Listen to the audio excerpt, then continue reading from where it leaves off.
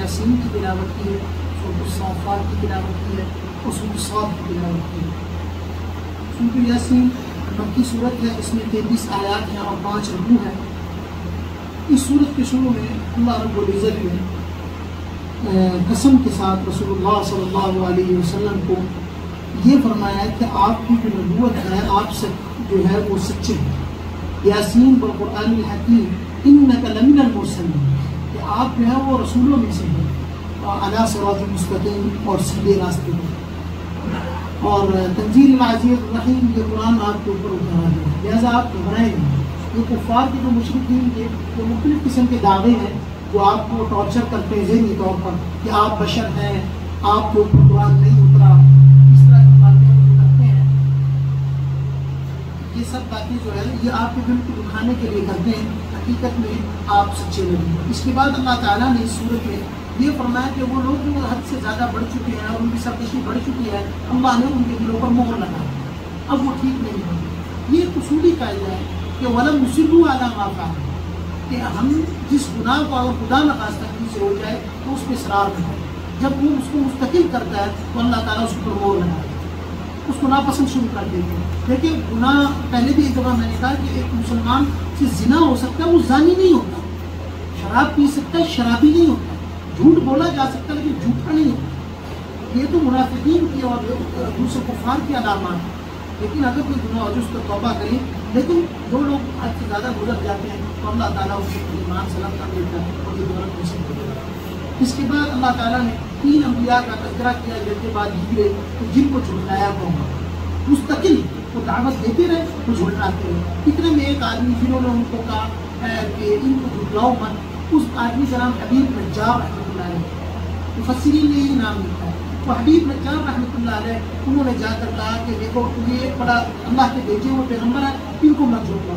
انہوں نے نبیوں کے علاوہ حبیب نجار کے بھی مخالف ہو گئے اور ان کو شہید کیا۔ جب ان کو شہید کر کیا نا تو ان کو غیب سے چیزیں نظر آنا شروع ہوئی، جنت میں ان کا مقام نظر آیا، تو انہوں نے کہا وَمَا إِلَىٰ عَبْدُ الَّذِي فَطَرَنِي إِلَيْهِ تُرْجَعُونَ، لوگوں کو کیا ہو گیا، وہ عبادت نہیں کرتے اس اللہ کی، وَمَا إِلَىٰ عَبْدُ فَطَرَنِي، جس نے مجھے پیدا کیا، وَإِلَيْهِ تُرْجَعُونَ، اور ہمیں اسی کی طرف لوٹ کر چلے گیا۔ اور انہوں نے آگے جا کر انہی کی دعا، یا حسرۃ علی العباد، کیا رسولوں، کیا لوگوں کے اوپر ہائے ہے لوگوں کے اوپر، ما یأتیہم من رسول الا کانوا بہ یستہزئون، جب بھی نبی آتا ہے جو بات کرتا ہے یہ اس کا مذاق اڑاتے ہیں، اس کو حقیقت میں نہیں دیتے۔ اس کے بعد اللہ تعالیٰ نے توحید کے اوپر، اپنے وجود کے اوپر دلائل کچھ دیے۔ سبحان الذی، وہ اللہ تعالیٰ جو پاک ہے، جس نے زمین و آسمان کو بنایا، اور اللہ وہ ہے والشمس تجری لمستقر لها، جس نے چاند اور ستاروں کو بنایا، ان کے راستے متعین کیے۔ آسمانوں میں آپ دیکھیں کہکشائیں، ایک آسمان نہیں 7 آسمان ہیں، ایک آسمان اربوں کھربوں کہکشائیں ہیں، اور ان کے اپنے اپنے راستے، وہ ٹکراتی نہیں ہیں، وہ جو چل رہی ہیں، وہ شمس تجری، اور اس طرح سورج ہے، اس کا ایک راستہ ہے، وہ کبھی سورج سے چاند سے ٹکر نہیں لگاتا، لیکن شام کبھی جو سورج ہے وہ چاند سے ٹکر نہیں لگاتا، ان کے اپنے اپنے راستے ہیں۔ اور اللہ تعالیٰ کہتے ہیں تم دیکھو کہ کس طرح میں ان کو بڑا کرتا ہوں، بدر کا چاند بنتا ہے، اور کیسے میں ان کو باریک کرتا ہوں، جیسے کہ باریک تہذیب ہوتی ہے، کوئی نہیں کر سکتا، یہ کوئی نہیں کر سکتا اللہ کے علاوہ۔ اس کے بعد اللہ تعالیٰ فرماتے ہیں ایک عجیب، کہتے ہیں کہ تم جہازوں کو دیکھو جو پانی پر چلتے ہیں، یہ کیسے سمندر کا سینہ پھاڑ کے چل رہے ہو، کوئی ہے جو ان کو میرے علاوہ چلا سکتا ہے؟ یہ جن کشتیوں کو تم لے کر جاتے ہو، میرے علاوہ کوئی ہے جو ان کو چلا سکتا ہے؟ کوئی نہیں چلا سکتا اللہ کے علاوہ۔ اس کے بعد اللہ تعالیٰ نے ایک عجیب اپنی توحید کی بیان کی ہے کہ دیکھو میں نے ہر چیز کو جوڑے جوڑے پیدا کیا۔ کون ہے جو جوڑے جوڑے پیدا کرتا ہے؟ پہلے تو یہ تصور تھا کہ صرف انسانوں میں اور حیوانوں میں صرف جوڑے جوڑے ہیں، میل اور فیمیل ہوتا ہے، مذکر مؤنث ہوتی ہے، میں ایسی بات نہیں۔ آپ دیکھیں، آپ تو ہم یہ کہتے ہیں کہ وہ درختوں میں بھی، پودوں میں میل ہوتے ہیں فیمیل ہوتے ہیں، پپیتا پھل نہیں دیتا اگر میل فیمیل نہ ہو، اور اسی طرح کھجور پھل نہیں دیتی اگر میل فیمیل نہ ہو، اور اسی طرح اللہ رب العزت بے شمار سارے تقریباً مذکر مؤنث ہوتے ہیں، پولیلیشن ہوتی ہے، اس کا ایک الگ نظام ہے، اللہ کی مرضی، اللہ کا ایسا نظام ہے۔ میں کہتا ہوں کہ جب کوئی ایک بھی کسی نعمت کے اوپر غور کرنا شروع کر دینا اس کی ہدایت کے لیے کافی ہے۔ اس لیے یہ فرمایا، ابو حنیفہ رحمۃ اللہ علیہ فرماتے ہیں کہ ایک آدمی اگر جنگل میں ہو، اس کے پاس کبھی کوئی دعوت نہ پہنچی ہو، اس کے پاس کوئی نبی کی دعوت نہ آئی ہو، پھر بھی وہ اگر ایمان پر نہیں مرا تو وہ جہنم میں جائے گا۔ اس کی وجہ یہ اتنی واضح دلیل ہے، اتنی واضح روشن دلیل ہے بنانے والے کی کہ بندہ پریشان ہو جائے. بنانے والے کی اتنی واضح روشن دلیل ہے. اس کے بعد اللہ تعالیٰ نے کچھ جنت والوں کا تذکرہ کیا کہ وہ جب جنت میں جائیں گے تو آپس میں تذکرہ کریں گے. اور قیامت کے روز اللہ تعالیٰ جہنمی کو کہیں گے سائڈ پر ہو جاؤ، وَامْتَازُوا الْيَوْمَ أَيُّهَا الْمُجْرِمُونَ، تم سائڈ پر ہو جاؤ. أَلَمْ أَعْهَدْ إِلَيْكُمْ يَا بَنِي آدَمَ، کیا میں نے تم سے وعدہ نہیں دیا تھا کہ شیطان مردود تمہیں گمراہ کرے گا؟ بالکل نہیں ہوگا. یہ میں نے کہا نہیں تھا کہ تمہیں راستے سے بھٹکائے گا، میں نے کہا نہیں تھا کہ تمہیں دنیا کو چمکا کے اور یہ دنیا کو ذرا ایسا دلکش کر کے پیش کرے گا کہ تم گمراہ ہو جاؤ گے. میں نے کہا نہیں تھا. اور کہا نہیں کیا میں نے تم سے وعدہ لیا تھا اللہ تعبد انہ لکم وَلْيَعْبُدُونِی، اور یہ بھی کہا تھا کہ میری عبادت کرنا. ھذا صراط وَلَقَدْ أَضَلَّ مِنکم جِبِلًّا کثیرا، بہت ہوا گمراہ. اَفَلَمْ تَکُونُوا تَعْقِلُونَ، عقل نہیں رکھتے. ھذِہ جہنم التی کنتم توعدون، اب فیل ہو چکے ہو جہنم کا ذائقہ تو چھوڑو. اور اس کے بعد اللہ تعالیٰ اس میں ڈالے گے. اور ایک اور عجیب بات جو صورت میں ہے، اس صورت میں نہیں، وہ یہ ہے اليوم نختم علی افواہہم وتکلمنا ایدیہم، ہم مور لگا دیں گے اس دن زبان پر، بس اعضاء بولیں گے، ہاتھ بولیں گے، انگلیاں بولیں گے، آدمی کی شرمگاہ بولے گی، آدمی کی آنکھیں بولے گی. ہم نے کیا پوچھا؟ اس دن سے ڈرنا چاہیے. اليوم نختم علی افواہہم وتکلمنا ایدیہم وتشہد ارجلہم بما کانوا یکسبون. اس لیے رسول اللہ صلی اللہ علیہ وسلم نے کہ جب تسبیح پڑھو نا تو ہاتھ کو انگلیوں میں پڑھو. وَاعْقِدْنَا بِالْأَنَامِلِ فَإِنَّهُنَّ مَسْئُولَاتٌ مُسْتَنْفِقَاتٌ فَلَا تَغْفُلْنَ فَتَنْزِلْنَ الرَّحْمَةَ. قیامت کے دن کی گواہیاں دیں گی کہ میرے اوپر سبحان اللہ پڑھا. تو اگر کبھی چھوٹی سی کوئی تسبیح پڑھنی ہو تو انگلیوں کے پوروں کو یوز کر لینا چاہیے تاکہ قیامت کے دن ہماری گواہی کرتے. اس کے بعد اللہ تعالیٰ نے کفار کے کچھ اشکالات تھے، وہ یہ کہتے کہ یہ کیسے پاسبل ہے کہ جب ہم مر کے فنا ہو جائیں گے تو دوبارہ کیسے کریں. تو اللہ نے اس کو خود ہی کہا اولم یری الانسان انا خلقناہ من نطفہ، کہ انسان یہ کیا گمان کرتا ہے، وہ دیکھتا نہیں کہ وہ ایک نطفہ تھا، ہم نے اس سے فیضا ہوا خصیم مبین، اب تو بڑا جھگڑالو بن رہا ہے. کیا تھا وہ، اس کو کیا کس سے پیدا کیا، غور کریں. اور اللہ تعالیٰ کہتے ہیں کہ یہ کہتا ہے کہ ہڈیاں کیسے بن جائیں گی، ہم اس کو دوبارہ اٹھائیں. اور کیوں؟ قل انما امره اذا اراد شیئا، جب ہم اس چیز کا ارادہ کر لیں ان یقول له کن، ہم کہتے ہیں ہو جائے تو وہ ہو جاتا ہے. اچھا یہ ایکسپریشن ہے کن، ورنہ اللہ کو کن کہنے کی ضرورت نہیں ہوتی. اللہ کے جو چاہتے ہیں وہ ہو جاتا ہے. اس کو یہ کن تو ہمیں بتانے کے لیے کہا ہے کہ میں کن کہتا ہوں، کہتے نہیں ہیں، جو سوچتے ہیں ایسے ہو جاتا ہے. اس کے بعد اللہ تعالیٰ نے اس کے بعد سورۃ الصافات ہے. اللہ اکبر. سورۃ الصافات مکی صورت ہے، اس کے اندر 82 آیات اور 5 رکوع ہیں. سب سے پہلے اللہ تعالیٰ نے اس میں فرشتوں کا ذکر کیا ہے کہ وہ اللہ کی تسبیح بیان کرتے ہیں. ٹھیک ہے، وہ کہتا وہ درد دل کے واسطے پیدا کیا ہے انسان کو، اور نہ طاعت کے لیے کچھ کم نہ تھی کر ہو گئے. رشتے کم نہیں تھے اللہ کی عبادت کے لیے. انہوں نے خود بھی کہا تھا اللہ ہم آپ کی تسبیح کے لیے کافی ہے، یہ آپ نے کیوں پیدا کر رہے ہیں، یہ تو بڑا فسادی ہے، یہ بڑا خون مچائے گا نیچے جا کر، یہ بڑے جھگڑے کرے گا، آپ اس کو کیوں پیدا کر رہے ہیں. تو اللہ تعالیٰ نے کہا نہیں ایسا نہیں ہے، ان میں سے کچھ ایسے لوگ ہوں گے کہ جو زمین پر چلیں گے ان کی ٹر کڑکڑاہٹ عرش پر سنائی دے گی، ایسے مقدس لوگ ہیں، تم دیکھنا. اور اس کے بعد اللہ تعالیٰ نے فرشتوں کے بیان کے بعد جنات کے بارے میں بیان کیا کہ یہ جنات جو ہوتے ہیں یہ کچھ نہ کچھ خبریں سنتے رہتے ہیں، کیونکہ ان کو پرواز کی اجازت ہے، یہ اڑتے ہیں تو یہ کان لگا کے سنتے ہیں، کیونکہ فیصلہ ایسے ہوتا ہے اللہ تعالیٰ جب حکم فرماتے کسی چیز کا تو وہ ملائکہ لے کر پہلے آسمان والوں کو، پھر دوسرے تیسرے چوتھے پانچویں چھٹے ساتویں، تو ساتویں آسمان میں اعلان ہوتے ہیں کہ بھائی فلاں کی موت کا ٹائم ہو گیا، فلاں کا یہ ہو گیا، فلاں کا یہ ہو گیا، فلاں کا یہ ہو گیا. تو یہ کان لگا کے رکھتے ہیں کہ ہمیں کوئی خبر مل جائے، ہمارے کان میں پڑ جائے. ابھی کی بات جو ان کو سمجھ آتی ہے سن کے نیچے آ کے اپنے کاہنوں کو نجومیوں کو بیان کر دیتے. تو یہ تھوڑی سی علم تھا جو ان کے پاس ہے، لیکن یہ ذنی علم ہے. اللہ تعالیٰ کہتے ہیں فاتبعہم شہاب ثاقب، جب وہ سننے کے لیے آتے ہیں تو ایک کوڑا فرشتہ مارتا ہے، اس کو شہاب ثاقب کہتے ہیں. وہ کوڑا لگتا ہے ان کو اور ان کو اللہ تعالیٰ وہاں سے بھگاتے ہیں. اس کے بعد اس صورت میں اللہ تعالیٰ نے کفار کی حسرت اور ندامت کا ذکر کیا کہ قیامت کے دن کفار کو بڑی حسرت ہوگی. جب وہ جہنم والے جہنم میں چلے جائیں گے، جنتی لوگ جنت میں چلے جائیں گے نا، تو جب وہ جنت والوں کو دیکھیں گے تو وہ کہیں گے یار کاش ہم نے بات سن لی ہوتی، کاش کبھی ہم نے پیٹ کیا ہوتا، یار کیا کہہ رہا ہے سن لی لیتے. یہ حالت ہوگی اور اس قدر نا امیدی ہوگی اس قدر نا امیدی کی کیفیت ہوئی کہ میں کہتا ہوں کہ جہنمیوں کو کوئی عذاب نہ ہوتا نا، صرف یہ نا امیدی کا عذاب ہوتا ان کے لیے کافی، کہ بھیجے اب نکلنے کے لیے یہاں سے، یہ ختم ہی نہیں ہونی زندگی میں، اور یہ ایک ایسی زندگی شروع ہونے لگی ہے جس میں صرف میرے لیے تنگیاں مسائل بھی مسئلے۔ اس کے بعد اللہ نے حضرت نوح کا تذکرہ کیا ہے کہ نوح کے لوگوں نے بھی سرکشی کی، آپ پریشان نہ ہو، یہ جو فرعون جو آپ کے پاس ابو جہل ابو لہب اور یہ لوگ جو آپ کو تنگ کرتے ہیں، آپ پریشان نہ ہو، حضرت نوح نے بھی کوشش کی کہ نہیں ہوئی، ہم نے سب کو غرق کیا۔ نمبر 2، پھر حضرت ابراہیم کا واقعہ تذکرہ کیا، وہ بڑے اللہ والے تھے اور انہوں نے وہی والا بات کہ انہوں نے بتوں کو توڑا اور کہا کہ تم بولتے کیوں نہیں، تم اگر الہ ہو تو بولتے کیوں نہیں، بولو تو صحیح، ذرا مکھی اٹھاؤ اپنے اوپر سے، ذرا کچھ کلام ہی تو کرو، تو تم اپنا نفع اور خیر کچھ سوچ سکتے ہو، کچھ بھی نہیں کر سکتے۔ اس کے بعد حضرت ابراہیم کی اس ذبح عظیم کا واقعہ ہے کہ جو لا زوال اور لا جواب اور تا قیامت لوگوں کے لیے ایک مشعل راہ ہو۔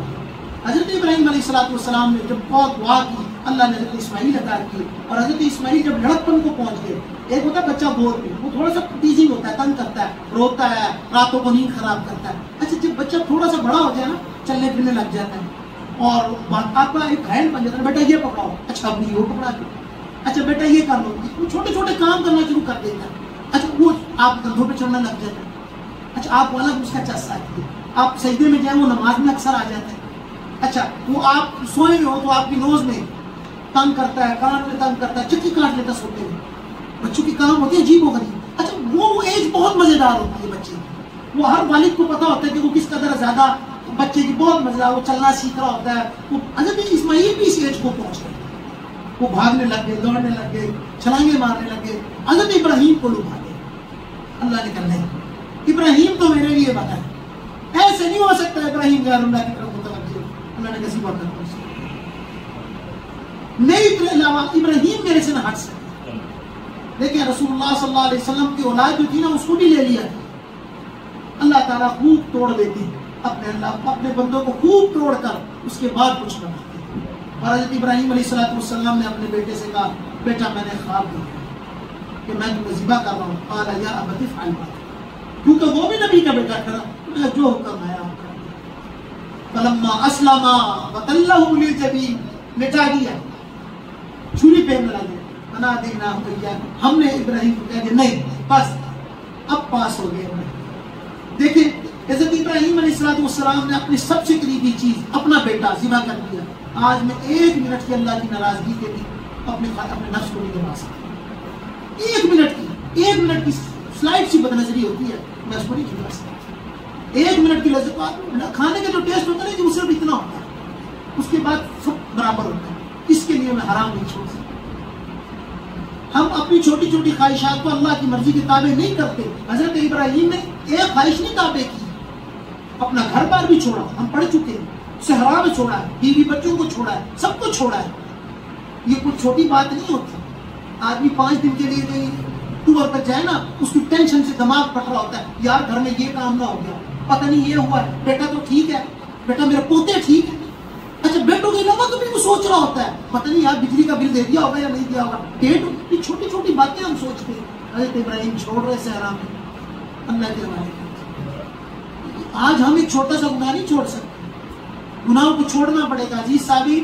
ہم جب تک گناہ نہیں چھوڑیں گے ہمارا مل نہیں رہے گا، ہم ویسے کے ویسے ہی رہیں گے، ہمارے لیے کوئی تغیر اور تبدل نہیں آئے گا۔ ہمیں اگر میں چاہتا ہوں میں اللہ والا بن جاؤں تو مجھے چاہیے کہ امین لما بعد الموت، موت کے بعد کے لیے آئے۔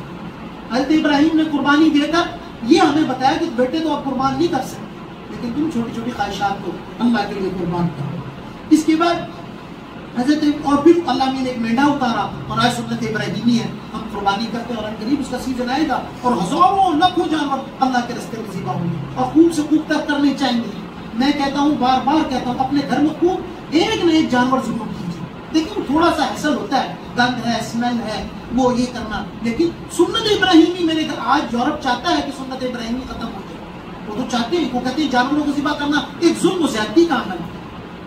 تو ہم اس سنت ابراہیمی کو زندہ کرنے کے لیے ایک بکرا زیادہ نہیں کریں، اگر آپ زیادہ قربانی کرتے ہیں وقت کی کریں، لیکن ایک چھوٹا سا دھوکا، کوئی مینڈا، کوئی بکرا اپنے گھر میں لائیں، صحن میں باندھیں، بچے اس کو دیکھیں، یہ کیا ہے، اس کو چھیڑیں، کھیلیں، آپ اس کو ذبح کیجیے تاکہ بچوں کو پتہ لگے کہ ہمیں اللہ کے راستے میں اپنا سب کچھ قربان کرنا ہے۔ اس کے بعد اللہ تعالیٰ نے اس میں موسیٰ اور ہارون کا تذکرہ کیا، جیسا کہ ہم نے پڑھا پہلے بھی کہ اللہ تعالیٰ نے حضرت موسیٰ اور ہارون کو فرعون کے پاس بھیجا، اس نے بھی نہیں مانی، اللہ نے غرق کیا۔ حضرت نوح کے بندوں نے نہیں مانی، ان کو بھی غرق کیا، فرعون نے نہیں مانی، اس کو بھی غرق کر دیا۔ پھر حضرت لوط کا اور حضرت لوط کے لوگوں نے بھی ان کی بات نہیں مانی، تو ہم نے ان کو پتھر برسا کے تباہ و برباد کر دیا۔ آپ پریشان نہ ہو۔ اس سے بعد اللہ تعالیٰ نے ایک اور عجیب بات کی ہے، سورت کے آخر میں فرمایا معاندین، جو آپ کے خلاف لوگ ہیں آپ ان کو چھوڑ دیں، ان کے ہاتھ بہت زیادہ دعوت و تبلیغ نہ کریں، لیکن ایک حد کے بعد نا بہت زیادہ نقصان ہونا شروع ہو جاتا ہے۔ لیکن دین کا ایک اپنا تشخص ہے، ظاہری تشخص ہے، آپ دین کو پیش ایک حد تک بتا کر سکتے ہیں، ایسا نہیں ہو سکتا کہ اس کی ایسا میں دین کا معنی بیان کروں کہ دین کی اصل شکل ہی خراب ہو جائے، ایسا نہیں ہو سکتا۔ دیکھیں رسول اللہ صلی اللہ علیہ وسلم جب کفار نے کہا نا کہ آپ کیسا کرو، ایک دن ہم آپ کے خداؤں کی عبادت کر لیں گے، ایک دن آپ نے کہا نہیں، لکم دینکم ولی دین، میرے لیے میرا دین ہے، تمہارے لیے تمہارا دین ہے، اور اگر ایک آدمی سورج اور چاند رکھ دیا جائے میں دعوت کے کام کو نہیں چھوڑوں گا، جو میں جس کام پر میں ہوں، لہٰذا اگر تم لوگ مانتے ہو تو ٹھیک ہے، ورنہ اللہ نے جہنم تیار کر رکھی ہے۔ تو فرمایا کہ معاندین، جو آپ کے مخالفین ہیں، آپ ایک حد کے بعد چھوڑ دیں کو اللہ، اور کیا کریں، اللہ کی قسم سبحان ربک رب العزت عما یصفون وسلام علی المرسلین والحمد للہ رب العالمین۔ تمام تعریفیں اللہ کے لیے، آپ ان کی پرواہ کرنا چھوڑ دیں۔ اس کے بعد آج جو ہم نے آخری سورت پڑھی ہے وہ سورۃ الصاد ہے۔ صاد ایک لفظ ہے جس کے معنی کئی لوگوں نے کچھ کیے ہوں گے، لیکن یہ ایسے حروف ہیں کہ جن کا معنی کوئی عربی دان نہیں کر سکتا۔ یہ ایک چیلنج ہے، جیسے کہ میں نے پچھلا پہلے بھی بتایا۔ اللہ تعالیٰ نے اس سورت کے شروع میں قسم کھائی ہے، صاد والقرآن ذی الذکر، صاد والقرآن ذی الذکر، قرآن کی قسم، یا یہ بعض مفسرین نے کہا یہ قرآن کی قسم ہے یا رسول اللہ صلی اللہ علیہ وسلم کی صداقت پر ہے۔ والقرآن ذی الذکر، قرآن کی، اور آپ کو جو ہم نے نبی بنا کر بھیجا ہے آپ اس پر سچے ہیں، یہ اس کی قسم ہے۔ اس کے بعد اللہ تعالیٰ نے وحدانیت پر دلائل دیا، بل عجبوا ان جاءهم منذر منهم فقال الكافرون هذا ساحر كذاب، وہ آپ کو کذاب بھی کہتے ہیں، جھوٹا بھی کہتے ہیں۔ اجعل الآلهة إله واحدا ان هذا لشيء عجاب وانطلق الملأ منهم ان امشوا واصبروا على آلهتكم ان هذا لشيء يراد۔ یہ اپنے خداؤں سے ذرا کہو نا، یہ چھوٹا سا کام کر کے دکھائے، کوئی ہے طاقت رکھتا ہے کوئی چھوٹا سا کام بھی کر دکھائے، ما سمعنا بهذا ان هذا الا، یہ کوئی بات نہیں سنی۔ اور یہ سب بیکار لوگ ہیں، یہ جن کو تم نے خدا بنا کے رکھا ہے، یہ صرف تمہارے ہاتھوں صرف کٹپٹلی ہے، اس کے علاوہ کچھ نہیں۔ اس کے بعد اللہ تعالیٰ نے اس میں یہ فرمایا کہ حضرت سلیمان اور حضرت داؤد، یہ باپ بیٹا ہے دو، اللہ تعالیٰ نے حضرت داؤد کو زبور عطا کی، اور وہ داؤد علیہ السلام زبور ایسی پڑھتے تھے کہ ان کے ساتھ جب وہ پڑھنا شروع کرتے تھے پرندے اپنی جگہ پر ٹھہر جاتے، اتنی حسین آواز تھی ان کی، جس کو ہم کہتے ہیں لحن داؤدی، یار کیا آواز اس کو دی ہے، اور وہ پڑھا کرتے تھے۔ اللہ تعالیٰ نے ان کو اور ان کے بیٹے حضرت سلیمان کو بہت اعلیٰ بادشاہت عطا کی تھی، اور بڑی زیادہ ان کی حکومت بڑی سخت زبردست تھی۔ آج کل تو تصور بھی نہیں ایسی کسی کو حکومت مل سکے، لیکن اللہ نے، جیسے کہ ہم نے گزشتہ پڑھا تھا پاروں میں، اللہ تعالیٰ نے ان کو اہل شکر میں سے بنایا، وہ اتنی طاقتوں کے باوجود بھی جھکتے۔ آج ہمارے پاس ذرا سا پیسہ آ جاتا نا، ہم کسی کی بات نہیں سنتے، ذرا سا عہدہ آ جاتا نا، ہم کہتے ہیں میں ٹھوکر اڑا کے رکھ دوں گا اس کو، وہ ہوتا کون ہے اور مجھے جانتا نہیں۔ رسول اللہ صلی اللہ علیہ وسلم جب کر سکتے تھے تباہ، طائف والوں نے آپ پر جب ظلم کیا تھا نا، تو آپ کے پاس جبرائیل آئے حکم دے، اسرافیل آئے حکم دے، اسرائیل آئے حکم دے، پہاڑوں کو ایسے ملا کے سب کو مار دیں گے۔ آپ نے دعا کیا کی، وہ دعا تو سنی، اللہم انی اشکو الیک ضعف قوتی، میں اپنی قوت کی کمی کی شکایت کرتا ہوں، میں یہ نہیں کہتا کہ میں چاہوں تو ان کو تباہ و برباد کر سکتا ہوں، اللہ ان کو بھیج عذاب، اللہم انی اشکو الیک ضعف قوتی، میرے اندر جو طاقت کی کمی اس کی شکایت ہے، وقلت حیلتی، میرے پاس کچھ ایسا طرز نہیں ہے میں ان کو سمجھا سکتا، میں اس کی کمی بیان کرتا ہوں اللہ، وعوالی علی الناس، اور لوگ میرے پاس ایسے مددگار نہیں ہے اللہ، میں یہ شکایت کرتا ہوں۔ چاہتے تو تباہ و برباد کر سکتے، طاقت بھی تھی، سب کچھ تھا، لیکن آج ہم جب آتے ہیں، اللہ تعالیٰ نے حضرت سلیمان اور حضرت داؤد کا واقعہ بیان کرنے کے بعد کیا تکبر نہیں کیا، ہمیں تکبر کو ترک کرنا چاہیے، کسی بھی چیز کا عہدہ وہ سب ختم ہو جاتا ہے، لیکن سکندر اعظم، چنگیز خان آج خالی دنیا سے رکھ کر گئے، تو آج کہاں ہے ان کا تذکرہ بھی نہیں، اور جو عاجزی کے ساتھ چلتے ہوئے اللہ تعالیٰ نے ان کا نام روشن کر دیا۔ اس کے بعد اللہ تعالیٰ نے اس صورت میں حضرت داؤد کے بعد، حضرت سلیمان کے بعد حضرت ایوب کا تذکرہ کیا۔ حضرت ایوب کو اللہ تعالیٰ نے کثیر اولاد دی تھی اور ان کے بہت مال مویشی جانور تھے، تو شیطان نے کہا یہ ایوب جو آپ کا تذکرہ بہت کرتا ہے نا ذکر، یہ اس لیے کرتا ہے کہ آپ مجھ کو بہت کچھ دے گا۔ اللہ نے کہا تم چل امتحان دے، اور شیطان نے کیا کیا، ان کو تمام چیزوں کو تباہ و برباد کر دیا، سب کچھ ختم کر دیا، یہاں تک کہ ان کی بیوی خالی رہ گئی اور ان کے جسم پر زخم بھی ہو گئے اور بہت بیمار ہو گئے۔ تو انہوں نے پھر اللہ سے کہا وہ وَاذْكُرْ عَبْدَنَا أَيُّوبَ إِذْ نَادَىٰ رَبَّهُ أَنِّي مَسَّنِيَ بِنُصْبٍ وَعَذَابٍ۔ شیطان نے مجھے ایسا کر دیا، آپ مجھے رحم کا مانگنا ہے۔ لیکن روز اللہ تعالیٰ کا شکر ادا کرتے ہیں اس حالت میں آج ہمارے سر میں اور رابعہ بصریہ جا رہی تھی نا، تو کسی نے دیکھا کہ اس ایک آدمی نے سر پہ پٹی باندھ رکھی ہے۔ انہوں نے کہا اس سر پہ پٹی باندھی ہوئی کیا ہوا؟ انہوں نے کہا میرا سر درد کر رہا ہے اس لیے باندھی۔ انہوں نے کہا ہے افسوس آج تجھے اتنے عرصے بعد سر میں درد ہوا ہے، تو نے اللہ کا شکر کی پٹی باندھی ہے، جب تک تیرا سر ٹھیک تھا کبھی تو نے یہ اس کی پٹی باندھی تھی کہ میں آج بھلا چنگا ہوں۔ اللہ ہمیں اگر کبھی چھوٹی موٹی بیماری دے دے، آتی رہتی سب پر آتی ہے، ہم اس کو ہنس کے برداشت کریں۔ دیکھیں علاج الگ چیز ہے، وبیلا الگ چیز ہے۔ علاج تو سنت ہے نا علاج کی، لیکن وبیلا نہ بچے، ہائے میرے نال آیا ہو گیا، یہ میرے ساتھ ہو گیا، نہیں بھائی اللہ تعالیٰ جو ہے وہ تلک الایام نداولها بین الناس، لوگوں کے درمیان بدلتے رہتے، کبھی اچھا کر دیتے ہیں، کبھی مال زیادہ دے دیتے، کبھی کم کر دیتے، کبھی اولاد ٹھیک دے دیتے ہیں۔ حضرت سلیمان، میں اکثر لوگوں کو کہتا ہوں جن کی اولاد کچھ اپاہج پیدا ہو، کچھ جو اب نارمل ہونا، اس کو حضرت سلیمان کو یاد کرنا چاہیے کہ اللہ نے کو ایک ہی اولاد دی، حضرت سلیمان کو، وہ حضرت سلیمان، داؤد تو بیٹے تھے، سلیمان بیٹے تھے داؤد کے، آگے سلیمان علیہ السلام کو کیا اولاد، ایک اپاہج بیٹا دیا نام محمد۔ کیا حضرت سلیمان اللہ کے شکر گزار بندے نہیں بنے؟ اگر ہماری اولاد کسی کی ڈسیبل ہوتی ہے تو وہ جنت ہوتی ہے، وہ جنت ہوتی ہے، اس کو اللہ کا شکر ادا کرنا ہے۔ ممکن ہے وہ ٹھیک ہوتا کفر کے راستے پر چل پڑتا، ممکن ہے وہ ہمیں گمراہ کر دیتا، ایسا اگر اللہ کی طرف سے ہو جائے تو اللہ سے ثواب کی امید رکھنی چاہیے۔ اور حضرت ایوب نے اس صبر کو آزمائش کو برداشت کیا، اللہ نے آخر ارکض برجلک، اپنی ٹانگ کو رکھ لی، هذا مغتسل بارد وشراب، چشمے نکالے اور اس سے نہائیے اور اس سے پانی پیجیے۔ اللہ تعالیٰ نے ان کو بھلا چنگا کر دیا اور اللہ نے انہیں ایوارڈ دیا، کہا نعم العبد، میرا بڑا پیارا بندہ ہے۔ ایوب میرا بڑا ہی پیارا بندہ تھا۔ جب آدمی مصائب کو برداشت کرتا ہے نا، اللہ ہر اس بندے کو کہتے ہیں دیکھو فرشتوں میرا بڑا پیارا بندہ ہے، میں نے اس کو تنگ کیا ہے کہ میری طرف بھاگتا ہے، یہ بڑا پیارا بندہ ہے۔ لہذا انسان کو چاہیے اللہ سے دوستی کر کے رکھے، اور صبر کرنے والوں کو ایک اور چیز ملتی ہے، وہ کیا؟ اللہ کا ساتھ ملتا ہے۔ لیکن شکر کرتا نا آدمی کھا پی لیا، شاکرین کے ساتھ اللہ نہیں ہے، اگرچہ جنت ہے، صبر کرنے والوں کے ساتھ خود فرماتا ہے ان اللہ مع الصابرین، اللہ صبر والوں کے ساتھ، صبر کیجیے اللہ تعالیٰ ریوارڈ دے گا۔ اس کا ایک واقعہ سنا دیتا ہوں۔ مفتی حسن صاحب جامعہ شرفیہ کے جو بانی تھے رحمۃ اللہ علیہ، ان کا خود واقعہ میں نے یہ کتاب میں حضرت کی حیات طیبہ میں پڑھا۔ حضرت سے پوچھا کہ حضرت آپ کی ٹانگ جو کٹی، کیونکہ حضرت کو جو مسئلہ ہوا تو ٹانگ کٹی تھی، تو حضرت ڈاکٹر صاحب نور اللہ وبرکاتہ فرماتے کہ وہ پروفیسر میں نے اس سے پڑھا ہے جس نے حضرت کی نبض پکڑی ہوئی تھی کہ اگر آپ نبض تیز ہوگی تو ہم حضرت کو ایسے انجیکشن لگائیں گے کہ حضرت کو بے ہوش کر دیں گے۔ حضرت نے کہا کہ آپ نے مجھے بے ہوش نہیں کرنا، جب میری ٹانگ کاٹنے کا وقت ہو مجھے بس آپ نے انفارم کرنا۔ حضرت ایسے مراقبے میں گئے تو انہوں نے کہا حضرت ہم کاٹ دیں ضرورت، اور انہوں نے ٹانگ کاٹ دی۔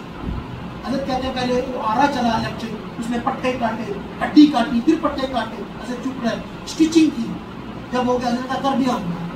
اور تو حضرت نے کہا کہ بعد میں پوچھا کہ حضرت آپ کو تکلیف نہیں ہوئی؟ انہوں نے کہا اصل میں ہوا یہ کہ جب میرے اوپر آرا چلنے لگا نا، اللہ رب العزت نے مجھے جنت میں جو اس کا پھل ملنا تھا وہ مجھے دکھا دیا، اور میں اس پھل کو دیکھ کے ایسا غرق ہوا کہ مجھے بھول گیا کہ کیا رکھا۔ ہمیں جو تکلیف آتی ہے نا، خدا کی قسم ہم قیامت میں یہ تمنا کریں گے اللہ ہمیں راحت آتی ہے جب اللہ اس کا ریوارڈ دیں گے۔ اولاد پر بیمار ہو جاتی ہے، پریشان ہوتا ہے آدمی، وہ برداشت کریں، صبر کریں، اس کا ریوارڈ بہت بڑا ہے۔ اللہ تعالیٰ صبر والوں کے ساتھ ہے۔ اللہ میاں بہت پیار کرتے ہیں، انتظار کرتے ہیں کہ بندہ کرے گا میں اس کو صبر کا پھل دوں گا، اور اس دیکھیں جنت میں وہاں کرنسی تو صبر ہی چل جائے گی انسان کی۔ اس کے بعد اللہ تعالیٰ نے اس صورت میں ایوب علیہ السلام کے بعد حضرت ابراہیم کا، اسحاق کا، یعقوب کا، اسماعیل کا، یسع کا اور حضرت ذوالکفل رحمۃ اللہ علیہ السلام کا تذکرہ کیا، چھوٹا سا اجمالی طور پر کہ یہ بڑے پیارے بندے تھے۔ سب متقین تھے، سب نے دعوت کا کام کیا، سب کی بات کو ٹھکرایا گیا، آپ پریشان نہ ہوں۔ اس کے آخر میں، سورت کے آخر میں اللہ تعالیٰ نے ابلیس کا تذکرہ کیا ہے کہ اس نے یہ دعویٰ کر رکھا ہے، وعدہ کر رکھا ہے کہ اللہ میں تجھے، تیرے بندوں کو اور جو لوگ رستے میں چلنا چاہیں گے سب کو گمراہ کروں گا۔ اللہ کہا وَإِنَّ عَلَيْكَ لَعْنَتِي إِلَىٰ يَوْمِ الدِّينِ، ٹھیک ہے میری بھی لعنت ہے تیرے اوپر قیامت تک، اور ربی انظرنی الی یوم یبعثون، قیامت تک کا مجھے موقع دیجیے۔ قال انظرنی، میں بھی تجھے دیتا ہوں، الی وقت معلوم، قیامت تک کا وقت دیتا ہوں۔ اس نے کہا قال فبعزتک لأغوینہم اجمعین، آپ کی عزت کی قسم میں تمام کو گمراہ کروں گا۔ قال فالحق، ٹھیک تو بھی سچ کہتا ہے، والحق اقول، میں بھی ٹھیک کہتا ہوں، الا عبادک منہم المخلصین، لیکن میرے مخلصین بندے ان کو تو کچھ نہیں کہہ سکتا۔ لام لان جہنم امین کا، میں تجھ سے بھی بھروں گا، ومن من تبعک، اور جو تیری اتباع کریں گے ان سے بھی جہنم کو بھروں گا۔ قل ما اسألکم علیہ من اجر، آپ کہہ دیجئے کہ میں تمہیں دعوت کے کام کرتا ہوں نا، میں تم سے کچھ مانگتا نہیں، وما انا من المتکلفین، اور میں تمہارے اوپر کس کا مکلف بھی نہیں، میں تم سے اللہ کی رضا کے لیے دعوت دیتا ہوں، ماننی ہے مان لو، نہ مانو نہ مانو۔ اور اس کے بعد اللہ تعالیٰ نے یہ کہا کہ آپ ان کو دعوت دینے کے بعد بس انتظار کیجئے، اللہ نے ایک دن قیامت کا متعین کر کے رکھا ہے کہ جس دن ہر کھوٹے کو جب تلے گے عمل سب کے میزان پر، تب کھلے گا کھوٹا کرا کون ہے۔ اللہ تعالیٰ ہمیں سے ایمانوں میں قرآن تعلیمات پر عمل کرنے کی توفیق عطا فرمائے۔